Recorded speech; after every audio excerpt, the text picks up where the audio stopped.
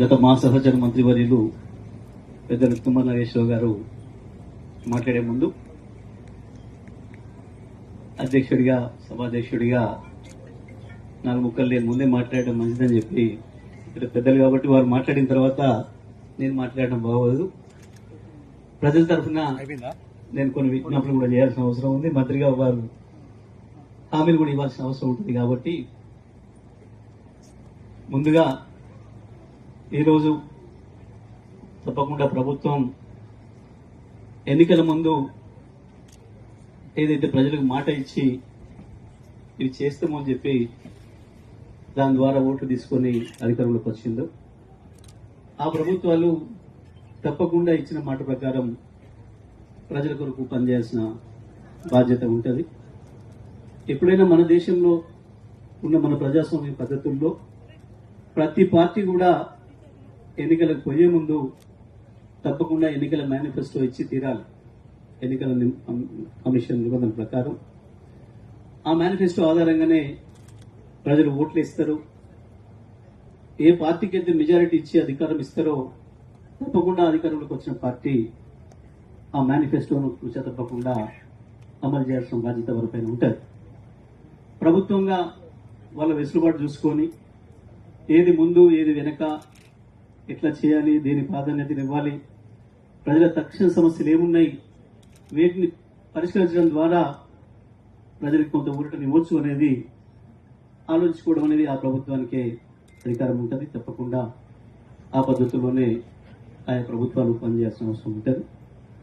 సరే, సంతోషం. ఇవాళ మనకి ఈ ప్రభుత్వం కూడా ఏర్పడిన ప్రభుత్వం ప్రజలకు మేనిఫెస్టోలో అనేక హామీలు ఇచ్చింది. దాంట్లో కొన్ని వారే సమయాన్ని పెట్టుకున్నారు. డిసెంబర్ 9వ తారీఖున కొన్ని చేస్తామని.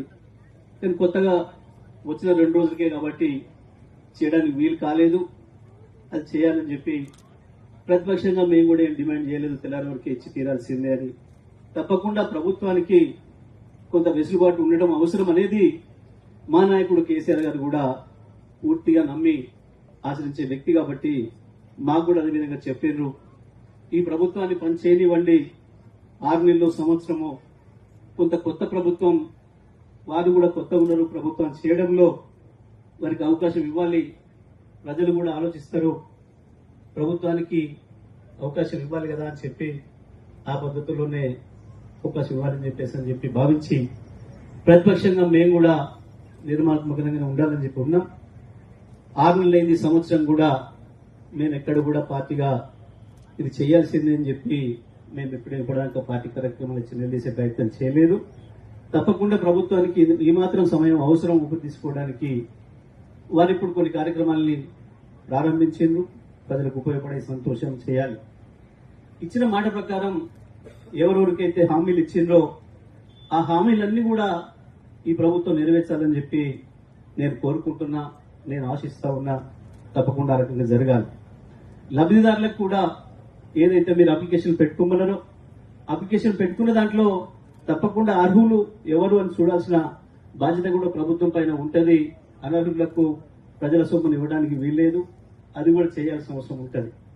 కాకపోతే అర్హులకు మాత్రం తప్పకుండా ప్రతి ఒక్కరికి కూడా ఇవ్వాల్సిన బాధ్యత ప్రభుత్వం పైన ఉంటుంది. ఎటువంటి వివక్ష లేకుండా పార్టీలని కానీ ఇంకోటని కానీ గ్రామ నాయకులకు దగ్గర ఉన్నారో దూరంగా ఉన్నారనే పద్ధతిలో కాకుండా గతంలో మేము ఎట్లా ఇచ్చినామో, తుమ్మల గారు మాతో పాటు మంత్రివర్గంలో ఉన్నప్పుడు ఎట్లయితే ఇచ్చినామో అదే పద్ధతుల్లో ప్రతి ఒక్కరికి కూడా అర్హులైన అందరికి కూడా పథకాలు ఇవ్వాలి, వాటి ఫలితాలు రావాలని చెప్పి నేను కోరుకుంటా ఉన్నా. ఇవాళైతే ఇల్లు ఇస్తున్నాడో సంతోషం.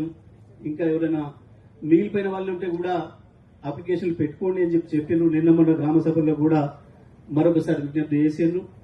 ఆ రకంగా ఇవాళ మిస్ అవుతున్న వాళ్ళు ఇవాళ ఎవరెవరికైతే వచ్చినాయో వాళ్ళే కాకుండా నిజంగా మీకు అర్హత ఉండి మాకు రాలేదనుకున్న వాళ్ళు తప్పకుండా స్థానికంగా ఉండే అధికారులను సంప్రదించి మళ్ళీ అప్లికేషన్ పెట్టుకోవాల్సిన అవసరం ఉంది. నా దగ్గర కూడా శాసనసభ్యులుగా నా దగ్గర కూడా రావచ్చు. మీ సమస్యలు ఎక్కడ వెనుకబడితే తప్పకుండా నా దృష్టి కూడా తీసుకురావచ్చు.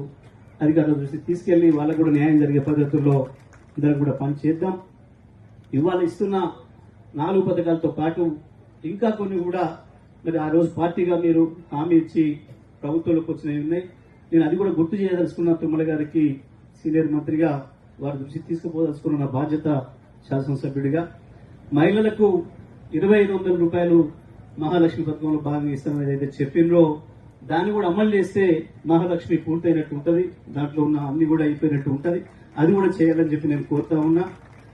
అదేవిధంగా ఆటో డ్రైవర్ మిత్రులకు కూడా 12,000 రూపాయల సంవత్సరానికి ఇస్తారని చెప్పింది ఏదైతే చెప్పిందో అది కూడా అమలు చేస్తే బాగుంటది.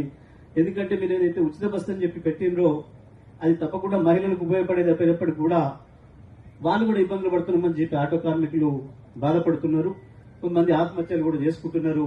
వాళ్ళకు ధైర్యం ఇవ్వడానికి, వాళ్ళకి శక్తిని ఇవ్వడానికి, వాళ్ళకి చేతులు ఇవ్వడానికి ఆ కార్యక్రమాన్ని కూడా ప్రారంభించడానికి తుమ్మల గారు కేబినెట్ లో ప్రతిపాదిస్తే బాగుంటుందని చెప్పి వారికి నేను సూచిస్తా ఉన్నా. అదేవిధంగా ఉపాధి హామీ కూలీలకు సంబంధించి 12,000 ఇస్తామన్న మాట ఏదైతుందో ఇవాళ కొంత సెలక్షన్ చేసినట్టుంది. దానిపైన నిన్న మన గ్రామ సభల్లో కొంత చాలా వరకు నిరసనలు వచ్చినాయి. మా పేర్లు లేవని చెప్పి తప్పకుండా అర్హత ఉన్న ప్రతి గ్రామీణ పేదకు ఇచ్చి తీరాలి.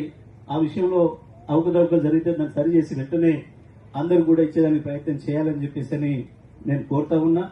అదేవిధంగా యువకులకు సంబంధించి కూడా ఏమైతే హామీ ఇచ్చిందో ఈ సంవత్సరం లోపల 2 లక్షల ఉద్యోగాలు ఉన్నది ఏదైతే ఉందో సరే అది మేము ఇచ్చిన నోటిఫికేషన్లు పూర్తి చేసి 55,000 ఇచ్చిండ్రు. మిగతా కూడా వెంటనే నోటిఫికేషన్స్ ఇచ్చి ఆ యువతకు కూడా ధైర్యం ఇవ్వాలి, వాళ్ళు కూడా ఆత్మవిశ్వాసంతో ముందుకు పోయేటట్లుగా పనిచేయాలని చెప్పి కూడా నేను కోరుతా ఉన్నా.